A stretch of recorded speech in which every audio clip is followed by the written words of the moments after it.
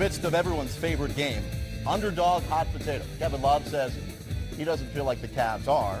Steve Kerr surprised that the Warriors aren't.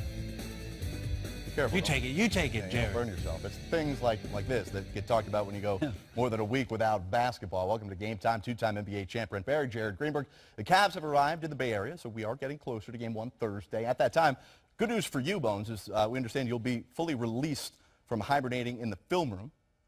Yeah, thank goodness. Yeah, where Brent has been examining the two most dominant teams to ever meet in one NBA Finals. And what I'm excited about this half an hour here is we're going to find out the things that you've learned and give the basketball fan a different perspective about the Warriors and Cavs and how they run their offense. Yeah, we've got the when, the where, and the how taken care of with these two teams. So if you're going to go talk to your buddies tomorrow or the next day before this series starts, maybe you got a little ammunition you could throw their way depending on which team that you're pulling for. All right, well, let's get started here.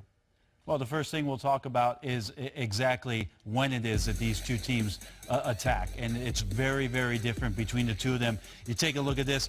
In the first 12 seconds, the Golden State Warriors are finding 61% of their offense, Jared. And what makes that really devastating is that when you're four-man or you're five-man, when the Golden State Warriors play small, are able to take the ball out on the break and initiate your offense, it can become absolutely devastating. So let's take a look at some of the ways that Golden State was able to do this, especially in the last round against San Antonio. This is simply Kevin Durant making a play, breaking down the initial defender, the skip pass over to McCaw. He hits a three-pointer. But take a look at the shot clock.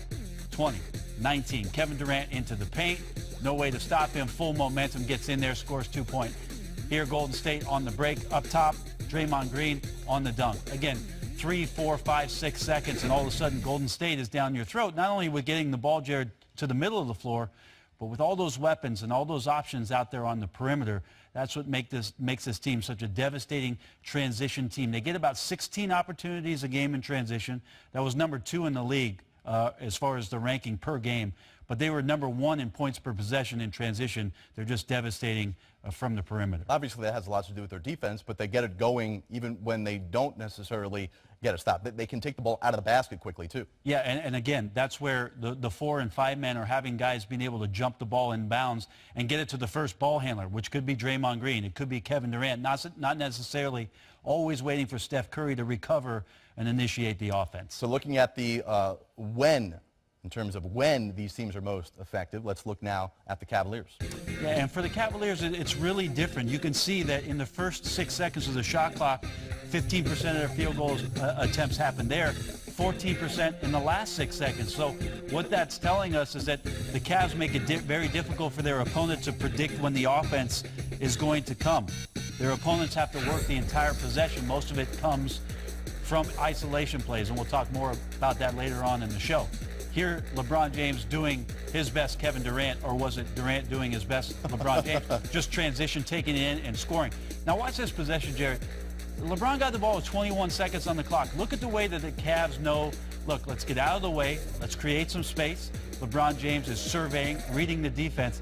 He holds the ball here for roughly 17 seconds before making a move that's devastating, gets into the paint, and scores easily. Here, couple of passes. Cavaliers have some good ball movement, and then the team reacts to the penetration of LeBron James. A great pass out to Love, but maybe an even better catch and a tougher shot. Again, that shot coming, Jared, with about 5 seconds on the shot clock. The Cavaliers completely comfortable playing late into the clock, making sure that the right guys have the ball in their hands, and then they've been shooting the ball extremely well during the playoffs. That's where they're good.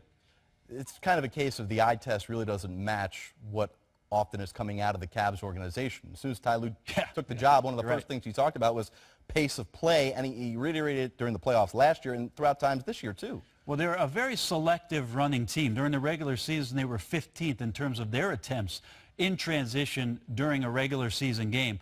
But they're very, very devastating at it. So when they do decide to run, and when LeBron James or Kyrie Irving has the ball in their hands, they're making very good decisions and been very effective in transition. But it is not as big an emphasis for the Cleveland Cavaliers as it is the Golden State Warriors. That's the when. Let's find out where these teams are most efficient. Let's start with the Warriors. Yeah, and there's 2 areas I wanted to point it out where the difference is maybe in the way that they go about it, are glaring. For the Golden State Warriors, 32% of their field goal attempts are happening in the restricted area. That's 13th, about middle of the road for Golden State, again, because they're devastating in transition, not a concern. But that's where I want to talk about for them. 13th in the league. But how they do it is interesting. It's pretty much off of the pass and off of the movement. This is a team that had 50 games of 30 or more assists. And you see on this kind of play here, Steph Curry comes off a curl. He draws the entirety of the defense. JaVale McGee is going to sneak into an open area. Here he gets behind Pau Gasol, gets the dunk, and it goes in. This is a classic Warrior example. Off of the miss, there's still no stoppage of player movement. You see Forbes on the weak side looking for Klay Thompson. Well, unfortunately, Brian, he's behind you, and he's at the rim. Steph Curry finds him with the assist. More paint points, Jared, off of the pass. Here's a great one. This is the thing that's going to be talked about a ton during the NBA Finals. Steph Curry's selflessness to go out and set screens to open guys up. There he does it in transition. Draymond Green drives in, nice behind-the-back dish to Zaza Pachulia. But that's how they're manufacturing their points, Jared, in the painted area. Well, the Cavs like the 3-ball as well, Bones. Yeah, they do like the three-point shot, and the one thing I want to point out with them is the corner three-point shot, the most coveted of three-point shots, is something they do best in the league. 12% of their shots are coming out of the corner. And this has a lot to do with the explosive play of LeBron James and Kyrie Irving and the way that these guys set up and are patient. You see this possession here on the high pick and roll. Look at the weak side as Kevin Love just does not move. LeBron James has got two defenders on him, but he's reading Al Horford. He's got to respect the role of Tristan Thompson, and if he doesn't move, he can take his choice. This time it's Love in the corner where he's able to drill that three-point shot.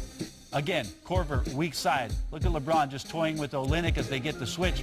He's looking at Jaylen Brown, who, again, has to guard two defenders on this particular play, and he finds Kyle Korver in the three. That's a pretty good option. The Cleveland Cavaliers, Jared, this year had 3 players in the top 17 in terms of corner threes made. Kevin Love, Kyle Korver, and Iman Shumpert. It's something there's some place on the floor where all those guys are very comfortable in drilling you from behind the arc. Early into our education from Bones, we've learned when and where these teams score. Next, Bones takes us inside the coaches' meetings, explaining the strategy behind the Cavs and Warriors offense.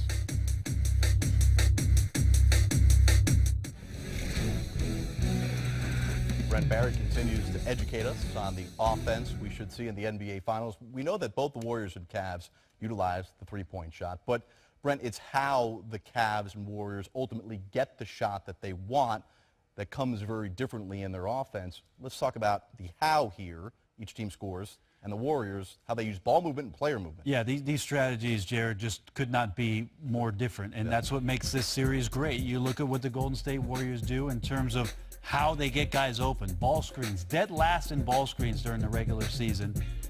Dead last in drives to the basket. How is this team that good offensively? And 29th in isolation. Why wouldn't you give Kevin Durant the ball and let him ISO?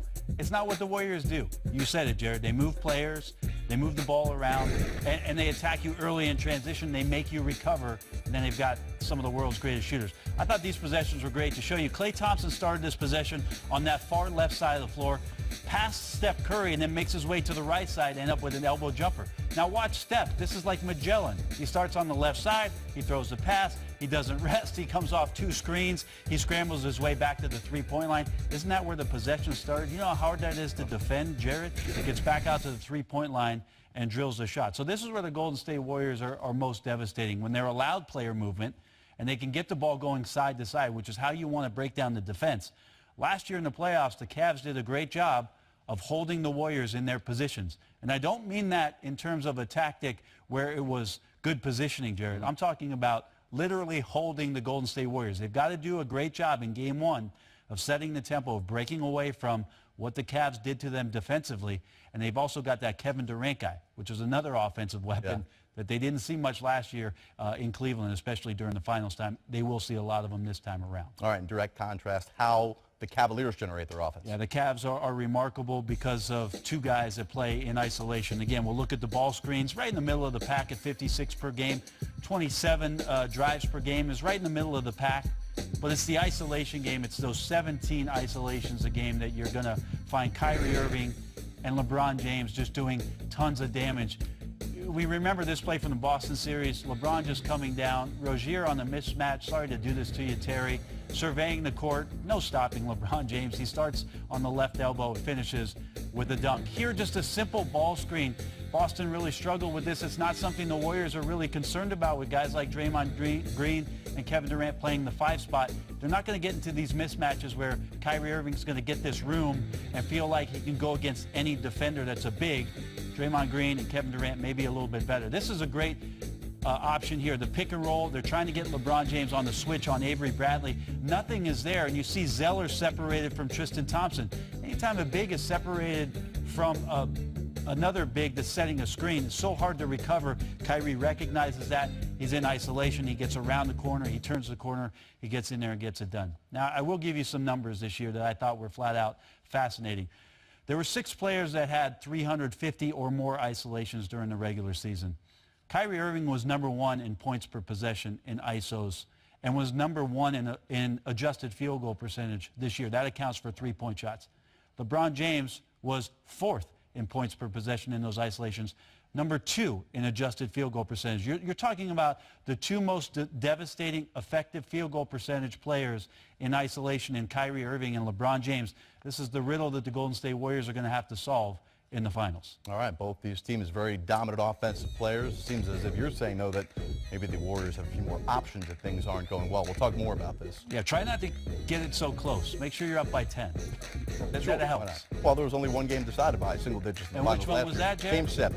Well, the list of names that you might be screaming at during the NBA Finals. Hey, come on, Jared. That's not nice. These guys, the referees have been announced. These are the best of the best. The group of 12 will be assigned to officiate the 2017 NBA Finals. This group really spans the spectrum, Brent, of finals experience. Danny Crawford, his 23rd appearance. Congrats to John Goebel, working his very first NBA Finals. That's not under review, right? Those guys are there officially? Well, no, because it's not the last 2 minutes. So okay, I good. can't do that. Good. Brent, the Cavs, the underdog. LeBron, 3rd on the list of MVP Finals. That's what you want to do, right? You want to upset LeBron James right before the finals get started and say that, yeah, he's the 3rd most likely guy to earn the MVP during this year's Classic. Who do you think has the edge between Durant and Curry if the Warriors win?